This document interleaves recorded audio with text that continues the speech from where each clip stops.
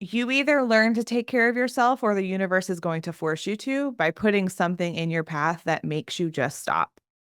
And so for me, that was the unfortunate passing of my son that I just literally couldn't show up anymore. I could not leave the bed. And so I had to face the reality of either something has to change or this is going to be the rest of my life here in this bedroom, miserable and angry at the world.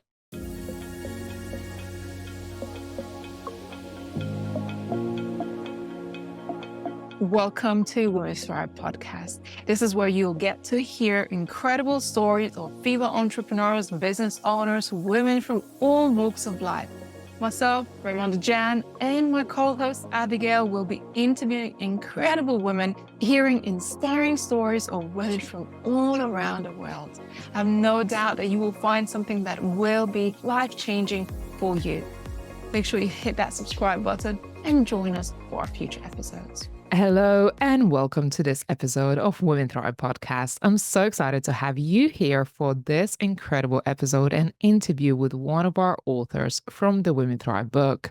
Today, I am joined by wonderful Gabs Hayes. Hi, how you doing?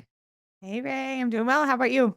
I'm great. I'm excited to have a conversation with you and more about your story that we're going to be sharing with our audience today. Gabrielle, would you like to introduce yourself to our audience? Yeah, absolutely. I am Gabs, and I have had a really crazy, wild journey in my career and in my personal life that for the longest time I felt like had to be two separate things. And throughout the last few years of this really intentional journey of chasing out to find a life that I loved, I realized they didn't have to be two separate things and I didn't have to look at them so differently.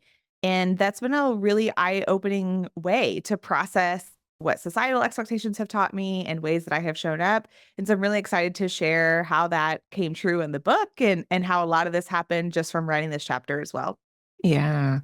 So, Gabs, you are mindset and lifestyle strategist and, of course, international speaker. So, you've been doing this work for quite a while, and you are the founder of Balance is Bullshit Movement. And you're empowering women globally to ditch the overwhelm of life's messy season and create space for what truly matters. And I'm excited to interview you today to find out a little bit more about your business. So, you co-founded the Brave Start, which is an all in one system for product development professionals to launch a thriving coaching and consulting business. How did it all come together in you doing what you do today? I think a lot of it was actually a result of an unintentional journey.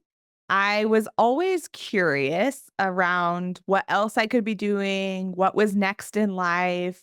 And so anytime this kind of fun opportunity landed in my lap, I would always say yes. And so when my professional career took a big turn from healthcare to product development, that was not necessarily intentional. I fell into it. But then I started to realize there were parts of it that were just so perfectly aligned to who I was. And I am crazy enough to go out there and take the leap without any mentorship, without having ever been a business owner. And so I started to get asked a lot. How did I go out on my own? How did I launch my consulting firm? How have I found success? And so it's one of those things that they say after people ask you so many times, you stop thinking about what you build your business around and you start building it around what your audience and your network is asking you for. And so that's how that Mm. came to be. Yeah, it's so interesting when we follow our passion, things start to actually work out for us. I've noticed that as well. Like our audience would ask me, "Oh, like how did you do that? Can you teach me your success in a way?" And you can just truly align then to teaching what you already know, what you've already learned. Yeah, it's been really fun. So tell me more. So you got a chapter coming up in the Women Thrive book, Inspiring True Stories of Women Overcoming Adversity, Volume 3. And your chapter is, I am sorry, I didn't know how to be a mom to me. Tell me more about how you come to the title of your chapter and perhaps what the audience could expect. Yeah, absolutely. So I wrote the chapter first. I had no clue what the title was going to be. I kind of let the chapter guide that. But what I started to see in this theme was For many of us as women in society, we've been taught to stop saying sorry, right? Saying Mm. sorry is a negative thing. You're downplaying yourself and your abilities. But what I really realized as I wrote this chapter and I looked back was I had a lot of responsibility for the challenges that I experienced in my life. Wow. And I didn't take responsibility for them necessarily in the moment because I thought I was embracing being spontaneous. I was embracing change. Really, I was running from dealing with what was really actually going on. And so, while Mm. I don't think women should be saying sorry all the time, I do think there's a time and place that we should be, and especially to ourselves for the times that we have not taken care of ourselves. Wow, that's so profound. Kind of give ourselves the recognition, permission to say you can say sorry to yourself and take that accountability and responsibility. That's just an interesting angle. So tell me more about a little bit about what audience can expect from your story. Yeah, so my story is this really raw and vulnerable piece Yeah. of some really painful moments in my life that on the other side of it changed things for the better. But it definitely took me through some dark times and an awakening that I didn't know how to process my emotions and that I didn't know how to care for myself in these moments. And so that's where the I didn't know how to be a mom to me came in because I became a mom at a young age and that's just what I was. I had just been a mom for so long and I knew how to take care of everyone else, everyone but me. What do you think was the turning point for you to take a different action and look at life from a different lens? I think, and I've heard this said multiple different ways, but you either learn to take care of yourself or the universe is going to force you to by putting something in your path that makes you just stop. And so for me, that was the unfortunate passing of my son that I just literally couldn't show up anymore. I could not leave the bed. And so I had to face the reality of either something has to change or this is going to be the rest of my life here in this bedroom, miserable and angry at the world. And what do you think has helped you to pick up the pieces? I know, I mean, losing your son is not a small thing to deal with, and it never really leaves your heart. But what would you say helped you to find new meaning again in your life and to give you that strength to pick up the pieces and move on again? I don't know if it was just blind trust that where I was at in that moment of being feeling trapped in my house, afraid of just ever facing the real world again. There was probably just this moment where I just woke up and I said, I can't do this anymore. And I also think it helped. I had two older children, so I still had this reason to live. I still had something else that, or someone else that needed me. But also it was just this slow, right? Like, and I think that's one thing that we miss when we talk about healing is you get a little dose of it and then we tend to go all or nothing and we tend to just dive all the way into it. And that can also cause you to crash and burn. So Mm. it was this slow picking up these pieces. And it was also doing things that I had never done before, like physically working out and taking care of myself. And I was forced to try something different because all of the old comforts weren't enough to bring me out of this pain. And that's where I realized being curious about what else is out there and what else life can provide, but other ways to heal was when I really started to see the pieces come back together. Yeah. I think in a journey like this, we really need to not only have that support around us, but also be the carers for ourselves, isn't it? A lot of times we are, I guess, distract ourselves from the real pain and the real emotion and cram our lives with so much busyness. It doesn't allow us this space and time for us to heal. Yeah, and that's exactly kind of where that balance is BS movement came from is specifically because that's what we've been conditioned to do. Is if you have one blank section on your calendar or your diary, you're looking around to figure out what can you fill it with or what else should you or could you be doing? And all of that has led to us not being self-aware and not being able to listen to our bodies and listen to our hearts when it's telling us what it needs to be taken care of. Mm. And what are the practices that you have now to take better care of you? Yeah, so one thing is I have a complete and total passion for reading, and I used to always feel selfish to sit down and open a book thinking I was taking time away from everyone else, and I'm not doing that anymore. I'm on track this year to read 54 books in 24. That was my goal, and so I've been making space for that, but also making genuine space for me. Like, I don't have a problem anymore saying, I'm touched out, I'm talked out, I'm maxed out. I don't want anyone to talk to me. I'm going in the room and closing the door, or I'm going to have coffee by myself. And that's what I need personally as an introvert and what refuels me. But I know there's other people who being with people is what refuels them and they have to make time and space for that. And so I think if you hear nothing else in our conversation today, it's be unapologetically okay with what you need to show up as your best self and make time and space for that. Yeah, that's true self-care. Like that is your boundaries. That is how you as a woman can function at the higher self and also support and serve others from the best place possible.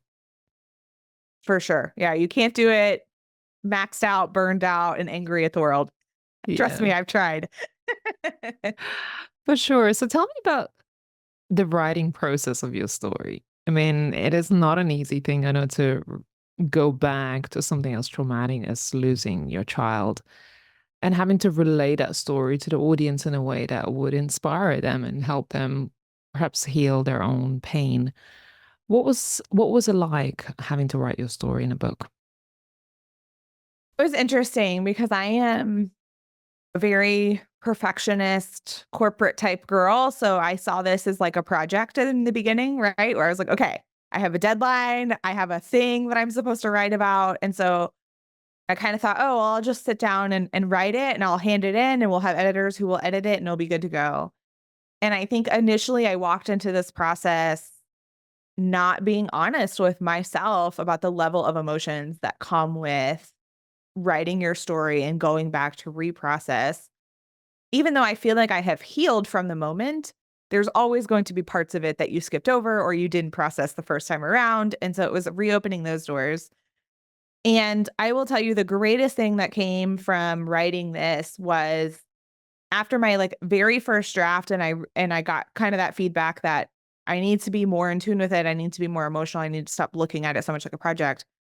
I had to leave and go to a coffee shop so I was in a different surrounding and I cried for 3 hours straight rewriting that chapter. And that was honestly the first time in my life where I was in a public place and I said, I literally do not care what anyone in this room thinks about me. And it's wild because what that did for my confidence in general as a person now, right? Like I can carry that with me forever is I don't care. I don't care if I'm recording content in a parking lot at Target. I don't care if my kids are being loud, but they're having fun. Like I got to a point where this is my life and I'm going to enjoy it or I'm going to process it. And it doesn't matter what other people think because I hope that they're feeling the same way about their life too. Wow, I love that. Becoming unapologetic and just true and honest with yourself and others when we go out into the world and we try to wear a mask and oh my god, a tears coming down my eyes and I'm like, I gotta hide and grab myself a tissue. And here it's like, I'm just gonna do what I'm supposed to do right here, right now, so I can be a better version of myself, but also with the story support others. So what do you hope that your story is going to do for the audience reading it? I hope, when you read the chapter, I hope that you take away that it doesn't matter what your upbringing was or your background or where you are in your societal class today. We all have messy parts of our life and we all have to process them. And the processing piece is what I think we have been taught from society to skip over. Like it Mm. happened. Maybe you could take a couple days and deal with it. Then you got to kind of like get back on the horse and keep going. And I did that for so long, it just became this compounding effect of like more and more things I needed to process. And so I really hope that you see it's okay to slow down and deal with Mm. it. It's okay to not be okay with certain situations. And it's also okay that you're going to mess up. Like there's going to be Mm. situations that you show up in and you look back and you're like, that's not actually how I wanted to show up in that situation. And I personally used to beat myself up for that. But instead, now that I've looked at it in this journey of the chapter, I see how beautiful each of those messes came to bring me to the point I'm in life today. So, in the greatest way, those mistakes were the biggest leaps for this story that I'm writing now. Yeah, amazing. I love that. And these are the true defining moments for ourselves, I think, in change of character and realization of who we truly are when we start to accept the scars and the pains that we've been carrying or that has made us. And perhaps we hid those in the shadows and bringing them out to life. It's like, okay, now I'm ready for my story, my journey to help heal somebody else. Yeah, and that's really what it's about is being vulnerable enough and unapologetically yourself for each and every one of us that we hold a tiny bit of space for the person next to us, the person across from us, the person that we meet out in public. Because each and every one of us have our own things that we need to deal with and we need to process. And it just takes a little bit of courage each and every day to let that mask down a little bit. And then we start to do it collectively as a community, as a culture, as a whole. Mm. And that's where we start to make massive changes in the world. Yeah, it's like by us being vulnerable, we allow other people to step forward into their light and also take their guard down a little bit. Yep. I always say taking that first step on the unknown journey makes it a heck of a lot less scarier for the people behind you. And so you never know Mm. which trail you're starting for the next person. Yeah, that's how trailblazers are made. Take the unbeaten path, venture out outside of your comfort zone, do something that scares you every day. And you never know. You never know where you're going to find yourself. And like, oh, wow, there's actually people behind me who's been cheering me on and supporting me or watching me evolve into this place. And it's heck of inspiring for other people. And we all need it. Yeah.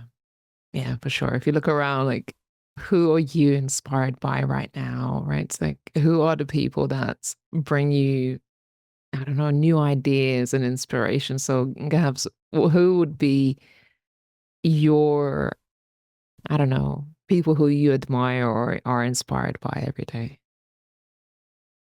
I think it depends on what area of my life I'm looking at. I really love Mel Robbins, just genuine, unapologetic. Like, I'm a hot mess most days, but I'm here and I'm showing up for my life and I'm trying to learn how to be 1% better every day. I love Cody Sanchez from more of like a business perspective and the way that she looks at business and really making an impact in our communities and our worlds with the work that we do. Mm. And I'm inspired by everyone at the Women Thrive team because this came from just a genuine idea you had and it's Mhm. become an entire movement. And I think this right here is a very powerful reminder is that each and every one of us just needs one small idea and the biggest belief to chase it. And you never know what it's going to grow into from that. Yeah, absolutely. It's become a movement. It was like before I even knew it was a movement, and one of our speakers, Coilettes, a couple years ago said, "Right, it's just so much bigger. This is a mission. This is life's work, and we're here for that."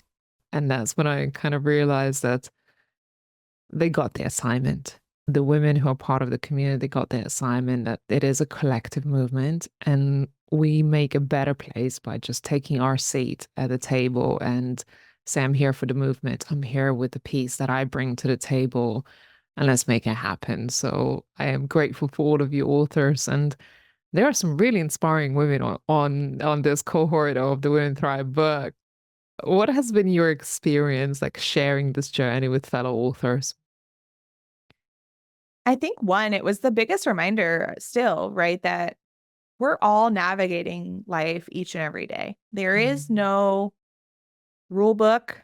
There is no map given to you of like turn left here, make a decision here. It's like every day we're figuring it out. And so, one, I think it was very helpful having a space to do that with other women who were going through this same process of revisiting places in their life that they had processed, but had missed pieces and they needed to go back and deal with. But also just having a place to laugh because this is a very heavy project. I mean, the book, the final product is a very beautiful, inspirational product, but to get to it is kind of a heavy journey. And so Mm.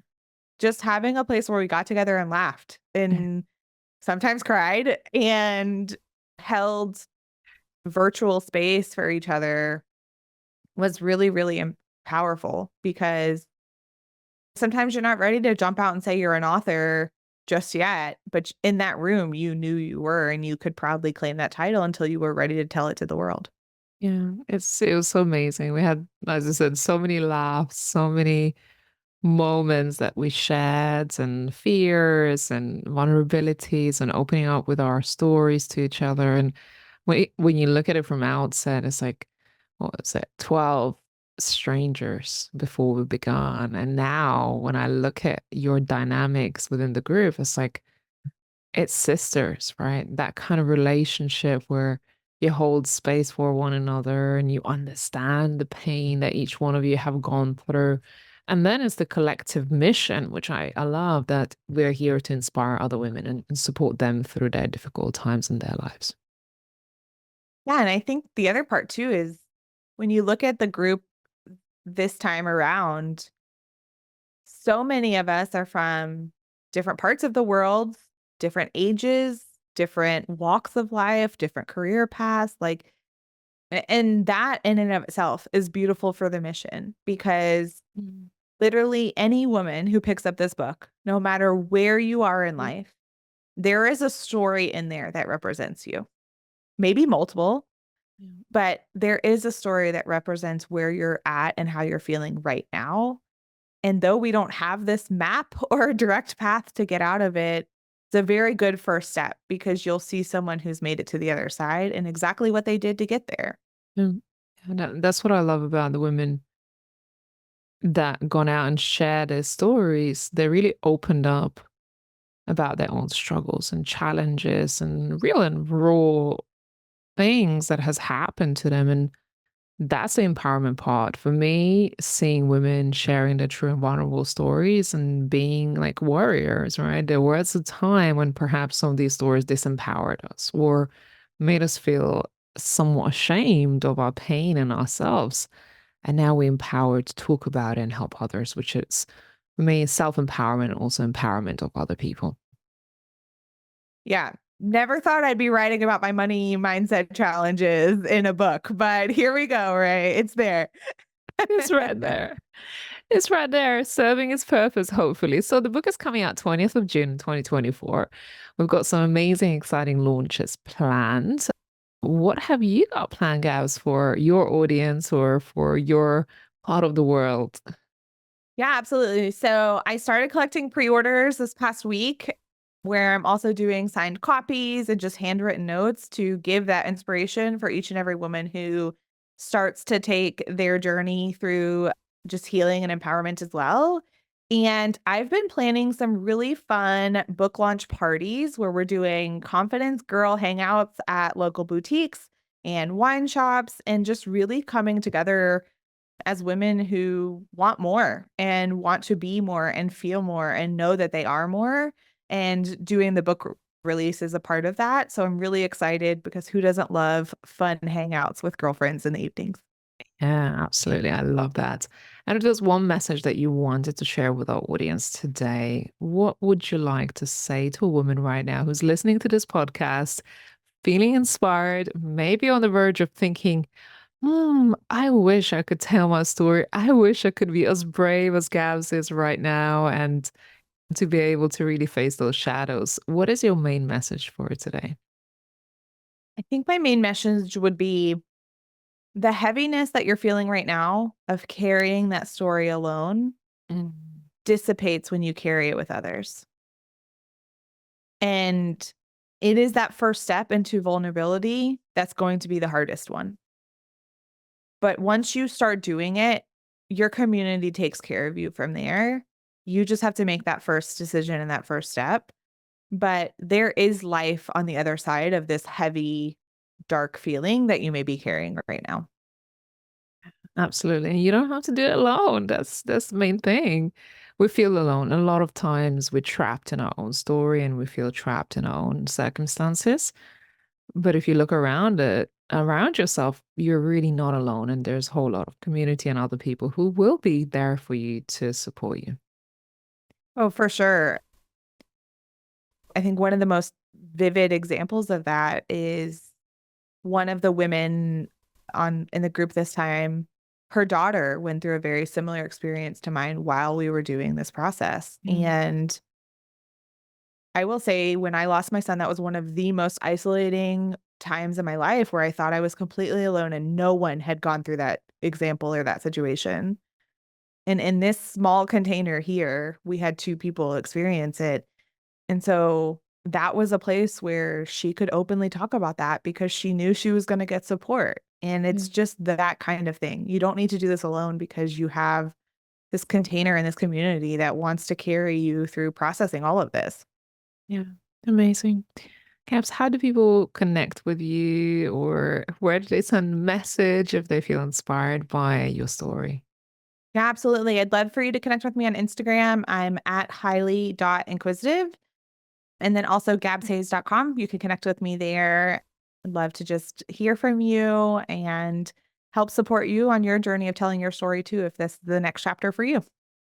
Absolutely. Well, guys, it's been absolute honor and pleasure. And I'm so excited about your chapter coming out, your story touching the lives that need to be touched and transformed right now. And for people to be inspired by your story because you've been through something really profound and challenging. And as a woman, I can relate. And it's devastating, it's heartbreaking, yet very admirable to see how far you have come and how you've navigated those challenges. And now you're here to be inspiration and just support for other women. So thank you so much for stepping into your light and having the courage to speak your truth.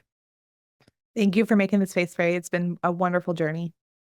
Thank you. So, to all of our audience, I hope you have enjoyed this wonderful interview with Gabs Hayes. The book is coming out 20th of June, and you will be able to pre-order as well as get some signed author copies. Keep an eye out for our launch events, virtual and in person, as this year we're going to be inviting you to have that experience and opportunity to meet our authors.